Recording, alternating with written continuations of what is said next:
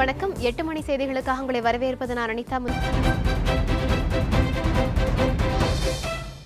வங்கக்கடலில் நிலை கொண்டிருந்த நடா புயல் காற்றழுத்த தாழ்வு மண்டலமாக வலுவிழந்துள்ளதாக வானிலை ஆய்வு மையம் தெரிவித்துள்ளது. சென்னையில் செய்தியாளர்களை சந்தித்த வானிலை ஆய்வு மைய இயக்குநர் பாலச்சந்திரன் இத்தகவலை தெரிவித்தார். நடா புயல் கடந்த 6 மணி நேரத்தில் வலு குறைந்து காற்றழுத்த தாழ்வு மண்டலமாக மாறியுள்ளதாகவும் அவர் தெரிவித்தார். புதுச்சேரியில் இருந்து 210 கிலோமீட்டர் தொலைவில் தென்கிழக்கு திசையில் நிலை கொண்டுள்ள இந்த புயல் நாளை அதிகாலை வேதாரண்யம் கடலூர் இடையே கரையை கடக்கும் என்று எதிர்பார்க்கப்படுகிறது. இதனால் அடுத்த 24 மணி நேரத்தில் தமிழகம் மற்றும் புதுச்சேரியில் கனமழை பெய்ய வாய்ப்புள்ளதாகவும் அடுத்த 2 நாட்களுக்கு கடற்கரை பகுதிகளில் சுமார் 55 கிலோமீட்டர் வேகத்தில் காற்று வீசக்கூடும் என்றும் வானிலை மைய இயக்குநர் பாலச்சந்திரன் கூறினார்.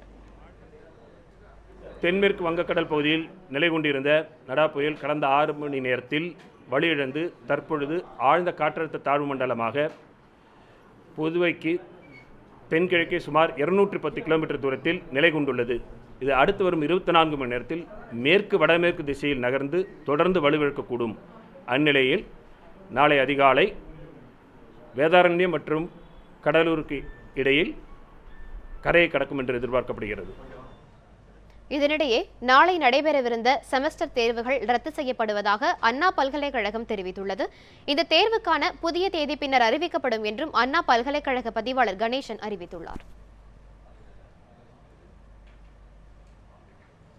கடலூர் துறைமுகத்தின் அருகே நடா புயல் கடந்து செல்ல உள்ளதால் 3ஆம் எண் அபாய அறிவிப்பு தரப்பட்டுள்ளதாக கடல்சார் பாதுகாப்பு மையம் தெரிவித்துள்ளது. நடா புயல் மேற்கு வடமேற்கு திசையில் நகர்ந்து வேதாரண்யத்திற்கும் புதுச்சேரிக்கும் இடையே நாளை அதிகாலை கரையை கடக்கும். இதன் எதிரொலியாக கடலூர் துறைமுகத்தில் 3ஆம் எண் புயல் அபாய எச்சரிக்கை கூண்டு ஏற்றப்பட்டுள்ளது. அதிகபட்சமாக 50 முதல் 70 கிலோமீட்டர் வேகத்தில் காற்று வீசக்கூடும் என்றும் 24 மணி நேரத்தில் கனமழை பெய்யக்கூடும் என்றும் தெரிவிக்கப்பட்டுள்ளது. தற்போது கடலூரில் கடல் அலை 3 மீட்டர் உயரம் எழுவதால் பொதுமக்கள் எச்சரிக்கையுடன் இருக்க அறிவுறுத்தப்பட்டுள்ளது.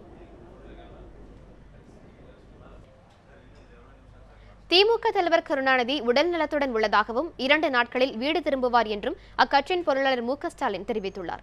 கருணாநிதிக்கு ஒவ்வாமையால் உடல் நிலை பாதிக்கப்பட்டு கடந்த சில வாரங்களாக வீட்டில் இருந்தவாறு சிகிச்சை எடுத்து வந்ததாக தகவல் வெளியானது. இந்நிலையில் இன்று அதிகாலை அவர் ஆழ்வார்பேட்டையில் உள்ள தனியார் மருத்துவமனையில் அனுமதிக்கப்பட்டார்.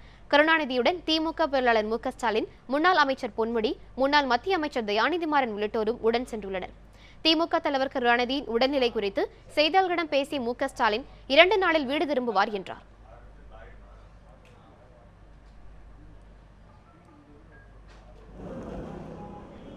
ஊட்டச்சத்து, நீர்ச்சத்து குறைபாடு காரணமாக கருணாநிதி மருத்துவமனையில் அனுமதிக்கப்பட்டுள்ளதாகவும் உடல்நிலை சீராக இருப்பதாகவும் மருத்துவமனை நிர்வாகம் தரப்பில் தெரிவிக்கப்பட்டுள்ளது. இதனிடையே கருணாநிதியை காண்பதற்காக மு.க. அழகிரி, முன்னாள் மத்திய அமைச்சர் நெப்போலியன், திமுக சட்டமன்ற உறுப்பினர் ஜே. அன்பழகன் உள்ளிட்டோர் காவிரி மருத்துவமனைக்கு வந்தனர். அவர்கள் கருணாநிதியை சந்தித்து நலம் விசாரித்தனர்.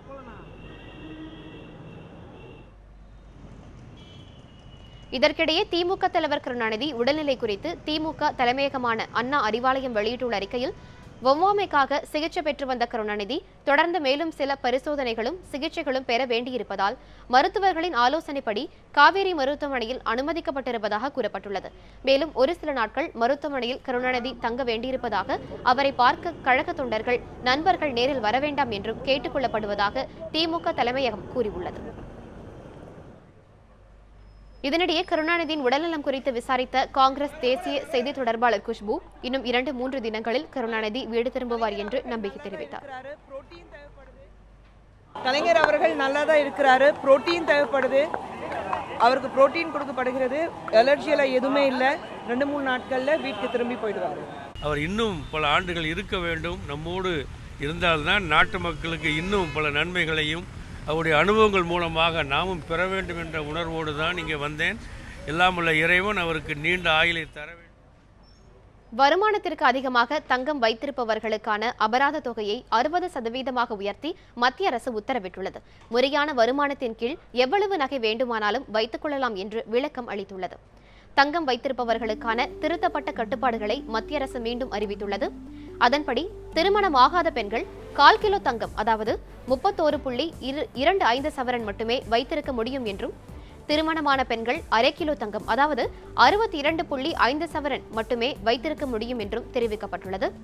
அதேபோன்று ஆண்கள் 12.5 சவரன் மட்டுமே வைத்திருக்க வேண்டும் என்றும் நிதி அமைச்சகம் அறிவித்துள்ளது.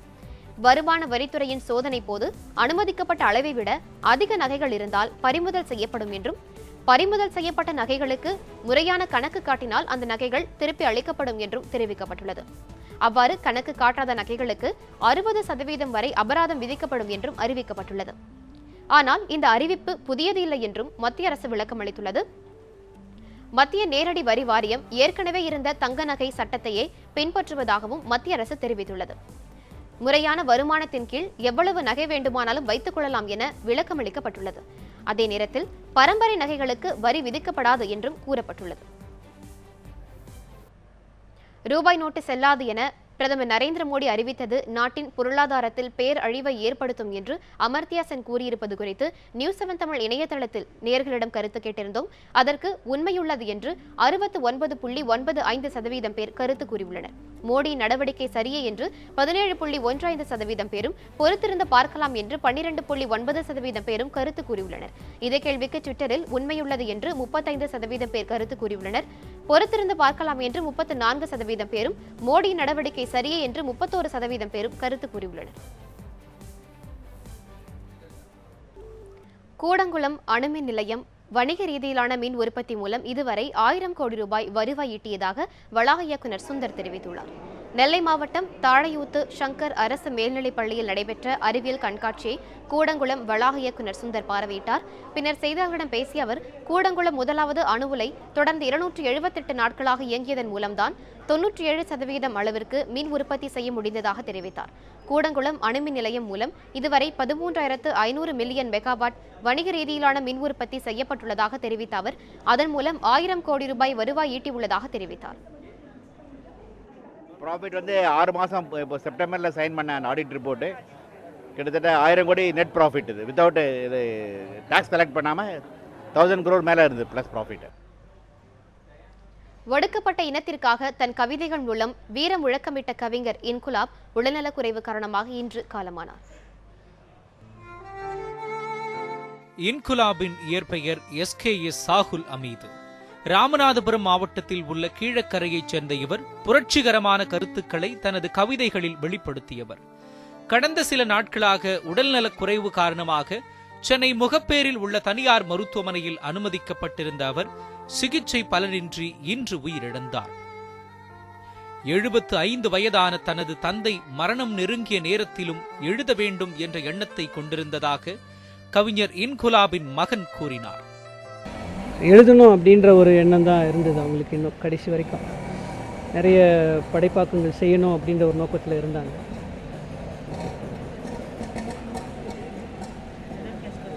ஃபிடல் கேஸ்ட்ரோ பற்றி பேசினாங்க அன்றைக்கி மருத்துவமனையில் இருக்கும்போது தான். ஃபிடல் கேஸ்ட்ரோடைய மரண செய்தியும் அடுத்த நாள் தான், ஒரு நாளைக்கு இறந்த அடுத்த நாள் தான் தெரிஞ்சது. ஏன்னா ஒரு நாள் முழுதும் அவங்க வந்து மருந்து, அந்த தூக்கத்துக்கான மருந்து கொடுத்ததுனால அந்த மயக்கத்திலே இருந்ததுனால அவங்களுக்கு அது தெரியாமல் இருந்தது. அதற்கு பிறகு தான் கேட்டாங்க, ஃபிடல் காஸ்ட்ரோ இறந்துட்டாரா அப்படின்னு கேட்டாங்க.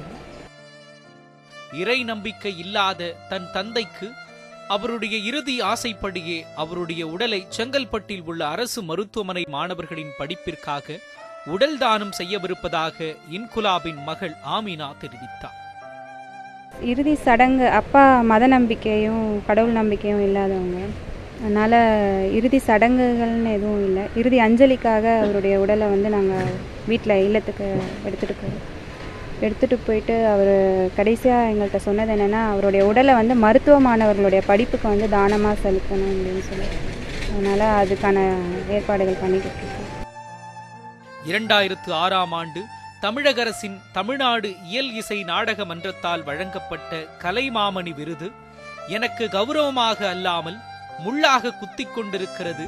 இதை தமிழக அரசிடமே திருப்பித் தருவதுதான் எனது மனித கௌரவத்தை தக்க வைத்துக் கொள்வதாக அமையும் என்று கூறியவர் கவிஞர் இன்குலாப் என்பது குறிப்பிடத்தக்கது. பாலாஜி, நியூஸ் 7 தமிழ், சென்னை. தேனி மாவட்டம் சின்னமனூர் ஆதி திராவிடர் விடுதியில் 4 மாணவிகள் தற்கொலை முயற்சி மேற்கொண்ட சம்பவம் பரபரப்பை ஏற்படுத்தியுள்ளது. தேனி மாவட்டம் சின்னமனூரில் உள்ள அரசு ஆதி திராவிடர் மாணவியல் மாணவியர் விடுதியில் தங்கி படிக்கும் மாணவிகள் 7 பேர் நேற்றிரவு விஷம் குடித்து தற்கொலைக்கு முயன்றதாக தகவல் வெளியானது.